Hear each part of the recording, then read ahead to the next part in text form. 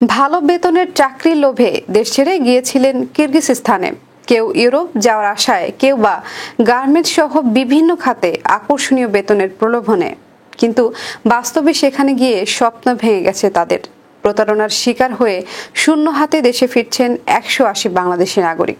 বুধবার ভোরে তাদের বহনকারী একটি বিশেষ ফ্লাইট ঢাকার হযরত শাহজালাল আন্তর্জাতিক বিমানবন্দরে অবতরণ করে। দীর্ঘ প্রশাসনিক ও আইনি প্রক্রিয়া শেষে দেশে ফিরেছেন তারা। ফেরত আসা শ্রমিকদের তাৎক্ষণিক সহায়তা প্রদান করেছেন BRAC migration programme.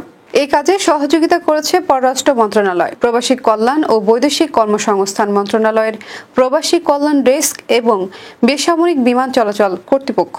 BRAC migration programme জানিয়েছে, সামাজিক যোগাযোগ মাধ্যমে পাচারকারীদের বানানো চটকদার ভিডিও ও বিজ্ঞাপনে আকৃষ্ট হয়ে অনেকেই দালালের খপ্পরে পড়েন। উজবেকিস্তান হয়ে কিরগিজস্তানে পৌঁছালেও সেখানে গিয়ে তারা বুঝতে পারেন প্রতিশ্রুত চাকরি ও সুযোগ সবই ভাওতা। এর আগেও একই ধরনের প্রতারণার মাধ্যমে পাচারকারী চক্র বহু বাংলাদেশিকে মধ্য এশিয়ার বিভিন্ন দেশে বিপাকে ফেলেছে।